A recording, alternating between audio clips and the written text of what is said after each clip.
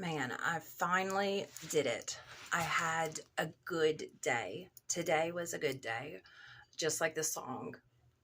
I've been at this place of being in like an emotional rut, and I can feel that I'm on the precipice of the next chapter. Like I've outgrown um my home. I've outgrown a lot of things that I wasn't for sure I would ever feel like I really outgrew, kind of like West Virginia. And, I have mixed feelings about West Virginia because it's like my family. I even made that video a while back in defense of West Virginia.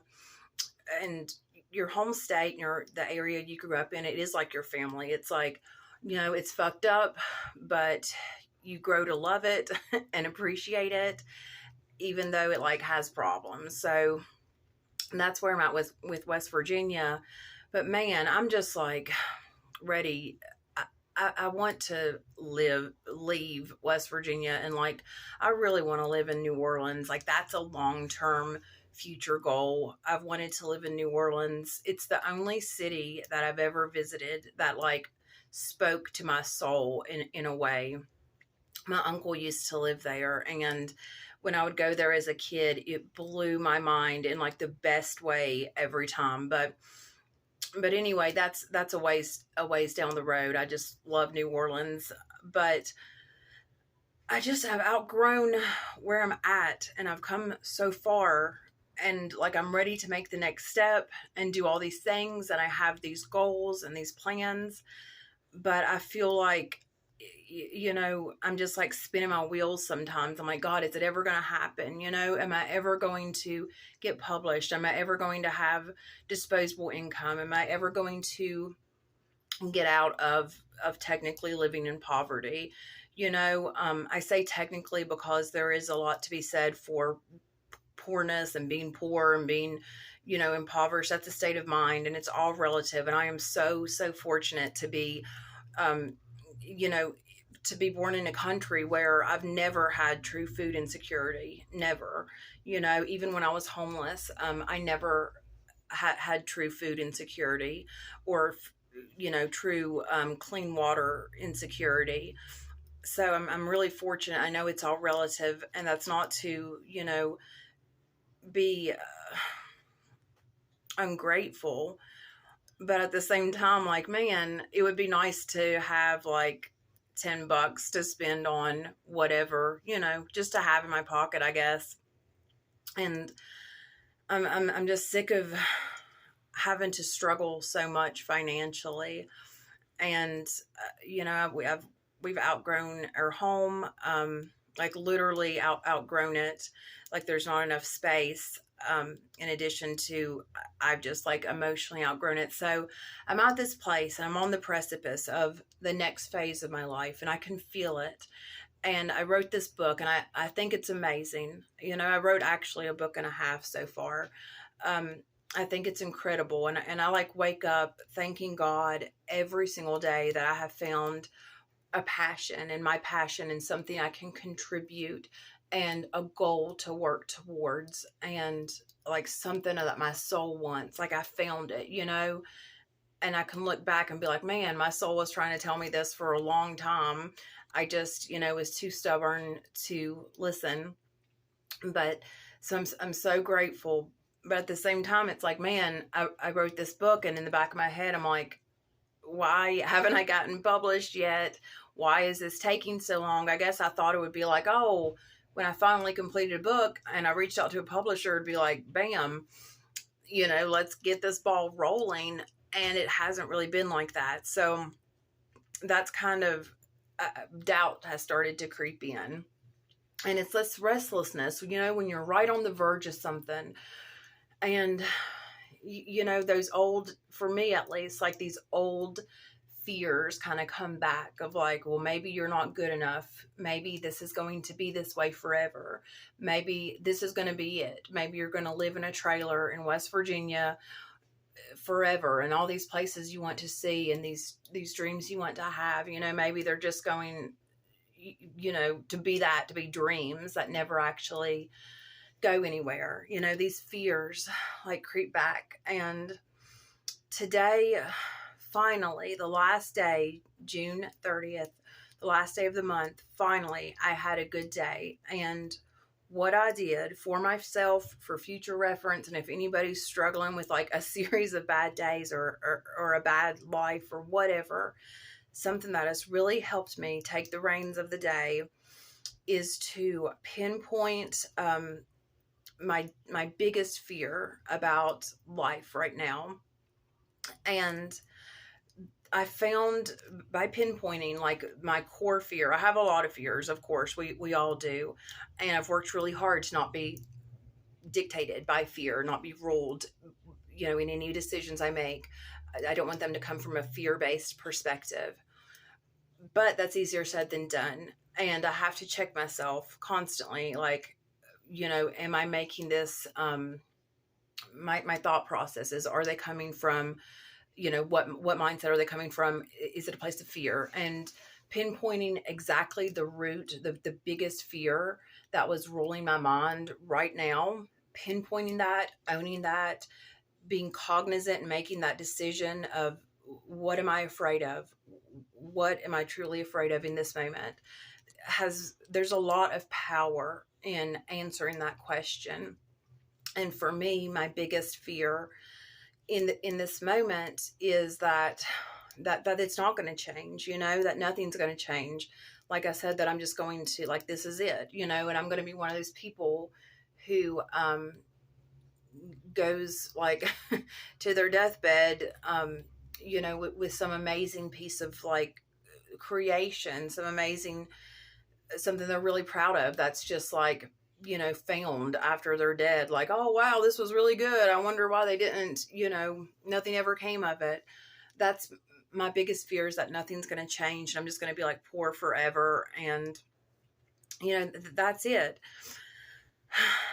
And pinpointing that fear and really saying, hey, owning the power that came from having that cognizant decision, like I said, like really being aware and diligent with my thoughts and getting to the root cause and working through it. Like, is that realistic, And when I did that, I like felt this empowerment for real of just being like, well, let me work through this, And I remember growing up, just like one little example, I remember growing up and being like, wow, how does anybody write hundreds of pages?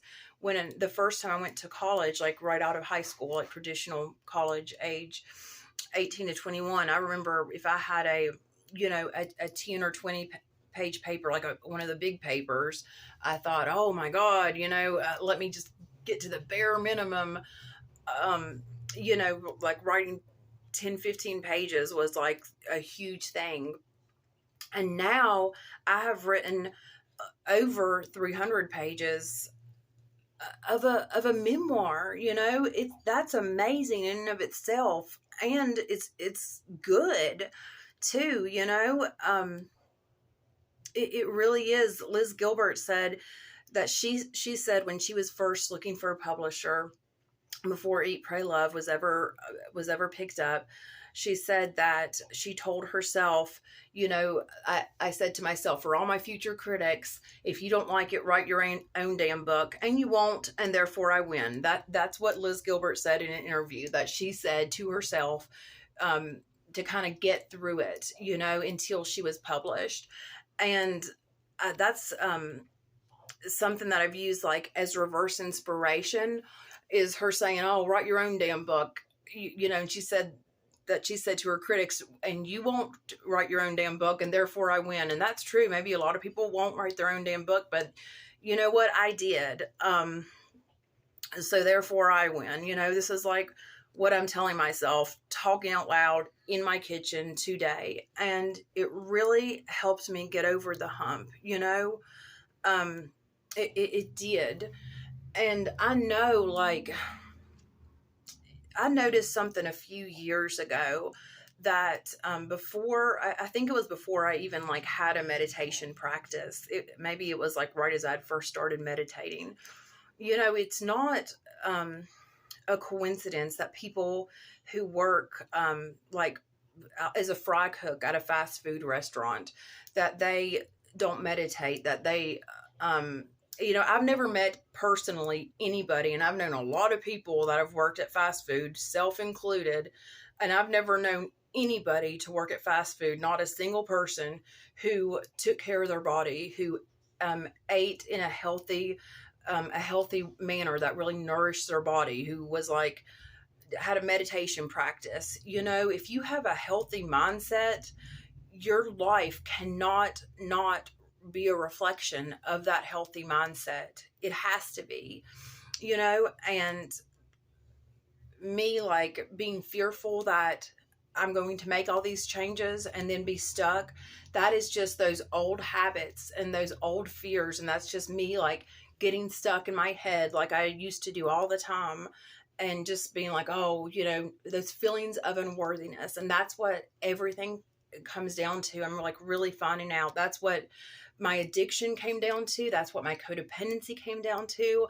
And now that's what, when I feel like depressed, like, God, I'm going to be poor forever, I'm never going to get published, etc., the sky is falling.